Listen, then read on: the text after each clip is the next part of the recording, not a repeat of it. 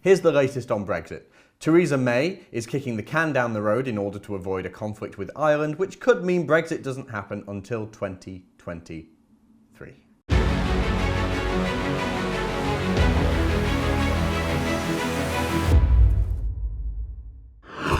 The Northern Ireland issue is a really big problem in this whole Brexit debate. So the issue is that if we leave the European Union, that means Northern Ireland will have left the EU as well. But Northern Ireland is connected to the Republic of Ireland, which is a member of the EU, which means there's literally a border that will be unmanned. There'll be no physical border between the two as a result of the Good Friday Agreement. That means an external border of the European Union is completely open. And that's a huge issue. How do you solve that? How do you solve that when you've got an open border that needs to be closed, but a border that cannot be closed because of the Good Friday Agreement? And if you do close it, then there's going to be riots in Ireland. Horrible situation, and I wouldn't want to have to deal with it. So I do feel for Theresa May on this issue. I don't particularly like the woman. I think she's very dangerous in lots of areas, but honestly, people might laugh at this, so I'll be honest with you. I think Theresa May actually wants to achieve Brexit. Maybe I'm a minority here. I think she wants to do it because it would be her legacy and an amazing feat to pull off.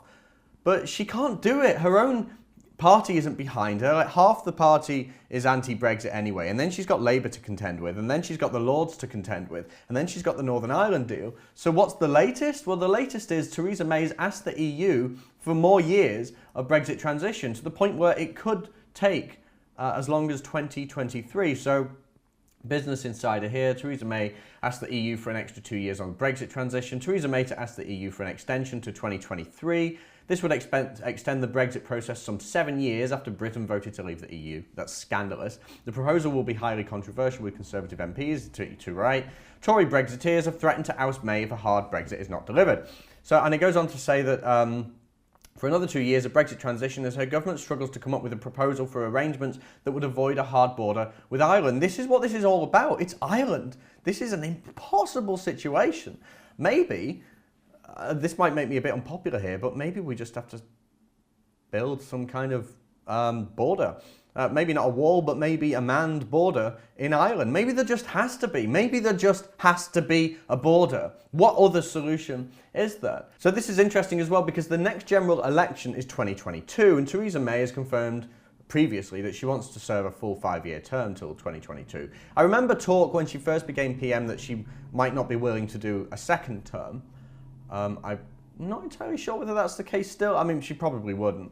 But what this means is, if it goes on beyond 2023, then that means there's a full year for a new Prime Minister to royally screw things up again. And that's assuming it only goes on till 2023. For all we know, it could be going on till 2035 or 2060. I think I remember reading 2060 for some deals. Don't quote me on it. So 2022 is the next general election. That means it could be a very, very dangerous situation in a few years' time, and Brexit could be scuppered even if we get a great deal that is coming into effect in 2023. Imagine if a Labour government comes in, or a coalition government comes in before the end of the process. Could it be reversed? In other news, Tory MP Andrea Jenkins quits government role to fight for Brexit, which I thought was interesting. A Leave-backing MP has resigned from her junior government role, saying she wants to fight for Brexit. Good on you, girl. She quit as a parliamentary private secretary, saying she wanted to commit to other duties. Said that Theresa May had her full support, but warned we need to leave the customs union. So, bit of a backlash within the Tory party. Good to see. Although it's interesting, over this Ireland issue, Labour would be neutral in any border poll, says Jeremy Corbyn. Let's watch this. This is from yesterday. Your Northern Ireland Secretary comes to you and says, Prime Minister Corbyn, I think the conditions are right now to have a border poll. At that point, what does a Corbyn government do? Do you campaign? Do you remain neutral? Do you follow your long-held views that you support a united Ireland? It's within the terms of the Good Friday Agreement that such a poll could be held if there was a willingness to do so. And I think then at that point you don't stand in its way. But it is within the terms of the Good Friday Agreement, and I think the UK government should be neutral in that respect. I think Corbyn is just trying to stay out of this game because, I mean, Corbyn should thank his lucky stars that he doesn't have to be the Prime Minister dealing with Brexit. Seriously. I don't think anyone could really pull off this perfectly, even if Nigel Farage was in charge. So how would you solve the Ireland issue? It's a nightmare. So Corbyn should thank his lucky stars, and it's no wonder that he's saying he'd be neutral in any kind of border poll. Another interesting story, UK chasing a fantasy in Brexit talks, top EU official warns. So I saw here that the EU wants the UK to agree to a backstop position for Northern Ireland that would come into force should a future trade deal or bespoke technological solutions fail to arise that could avoid the need for a hard border. The EU official warned that progress on the Irish border, let alone substantive progress, was proving elusive.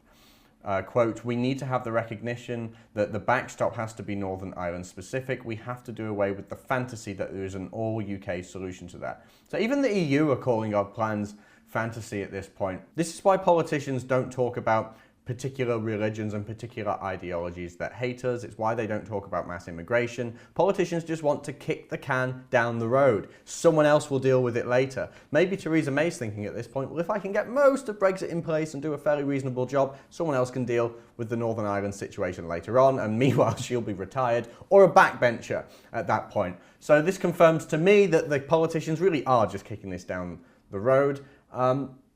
If there is a general election, it'll be interesting to see what happens. But I would hope in a general election that the Brexiteers of the Tory party could come, right to the front, form a government. But that would require changing a lot of their candidates. So I guess we'll have to see. But put it this way, Brexit's not going to be happening for more years to come. If you like that and want to see more, remember to like and subscribe and download the new Rebel app from the Apple App Store and the Google Play Store.